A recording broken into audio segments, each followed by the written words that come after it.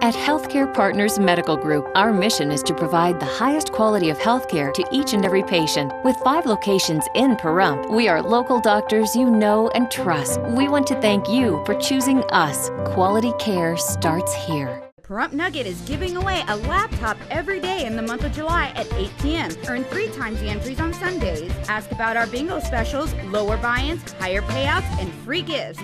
Where the fun never stops, the Pahrump Nugget Hotel and Casino. You're watching KPVM News 46. Weekend Review.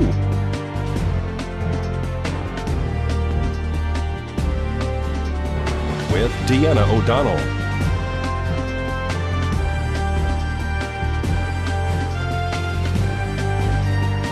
And Jason Koblenz.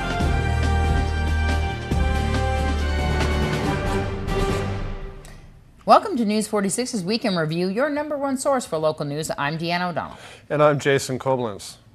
12 people so far are confirmed dead and 59 injured following a horrific midnight massacre at the screening of the much-anticipated new Batman film called The Dark Knight Rises.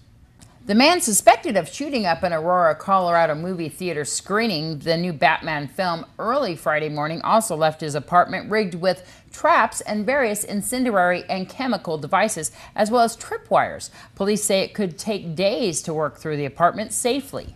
5 buildings around suspect James E. Holmes' Aurora apartment were evacuated.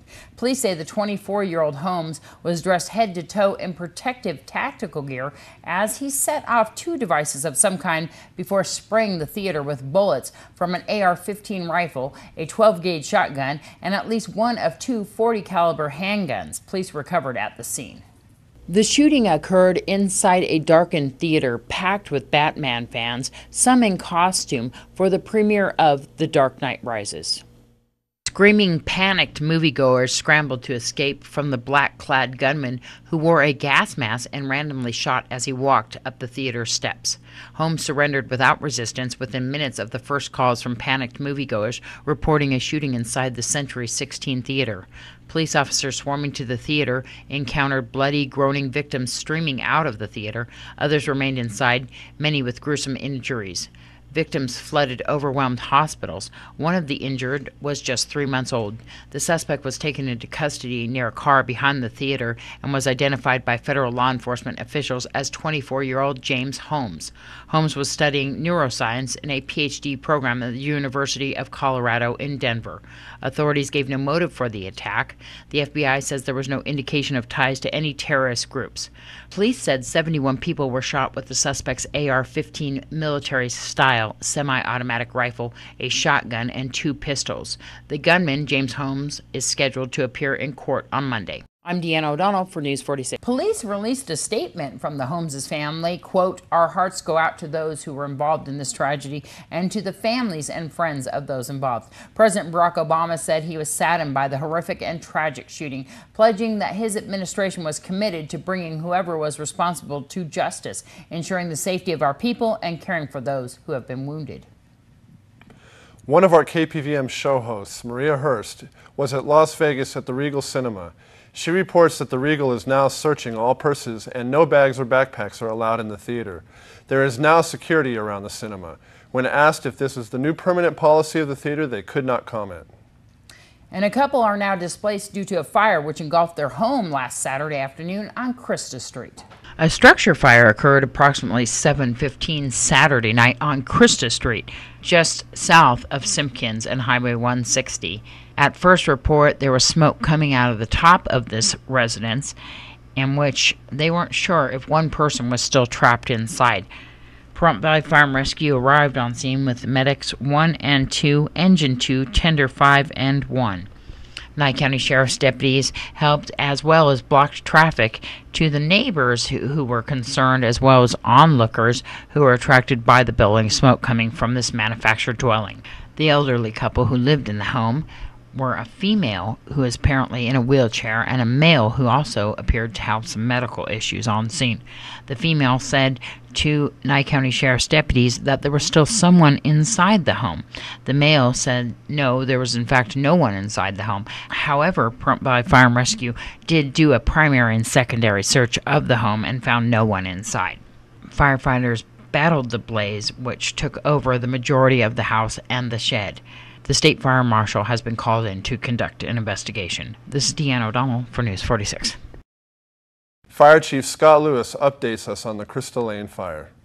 Yes, we did. This past Saturday, we had a report of a fire. Upon arrival, crews found a fire condition underneath a carport area that had extended to the primary dwelling, as well as an unattached shed. The shed was also a significant size and in close proximity to the primary dwelling. Crews made a good interior attack. They found that all occupants had been safely removed from the house. However, they were both elderly were transported to Desert View Hospital as a precautionary observation. And the crews finished their interior attack, knocked down the main body of fire in both the shed and the primary structure, as well as the area within the carport. There was a question in the beginning that a person might be inside the structure. Yes, there was an initial report that the people were still in there, but they were removed. They didn't realize that the fire had actually breached into the house. In fact, they weren't even aware of a fire condition. Through the help of a visiting individual from California who is visiting people who reside behind them, he observed a smoke condition, thought it was a natural barbecue process. When he observed it for a longer period of time, it started changing color, a darker, thick black smoke produced. He hopped over a fence, came over, and as he was banging on the door, that's when they had just discovered, just prior to that, the fire, and they were egressing from the house. So, do we know the cause of the fire at this point? It's under investigation, but there's every indication at this point that it's accidental in nature. So there's some outstanding circumstances that may prohibit us from ever knowing the exact cause of this particular fire. This home is completely destroyed, it appears. Is that right? Well, no, the house, as we see it from the exterior, is still standing. There was some severe fire compromise to the exterior walls and a breach to the roof. It had self-vented through the roof in a back corner. Other than that, it was mostly smoke and heat throughout, because when it did egress, the door was left open and got a natural good supply of air. The fire doubled in its size. Crews made a real good interior attack, but again, smoke and heat throughout. This is an older couple. People have been a little bit concerned about how they're doing now, as well as if they're going to be taken care of as far as somewhere to live. Red Cross is assisting them. We've checked on them several times, and we've also been back to the house to check for any possible smoke conditions, anything along those lines, immediately after the fire. One woman was transported via Mercy Air after she suffered injuries following a single vehicle rollover last week. A single vehicle accident occurred on northbound Highway 160 near the Tacopa turnoff Sunday afternoon. Pahrump Valley Fire and Rescue, Nye County Sheriff's deputies, Clark County Fire and Rescue, and Metro Police all arrived on scene for one woman who apparently suffered back injuries. She was also complaining of heart pain. The highway was closed to traffic so that Mercy Air could land to transport the victim to UMC Trauma Center in Las Vegas. Nevada Highway Patrol is investigating the accident that seems to be caused by a reported overcorrection of the vehicle. This is Jason Koblenz for News 46. 49-year-old Keith Rechtenwald, who is in jail facing the following charges: a prohibited person in possession of a firearm and unlawful use of controlled substance.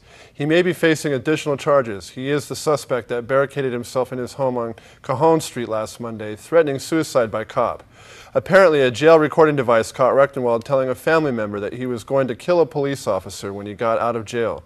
According to reports, the suspect asked to be bailed out for that specific purpose.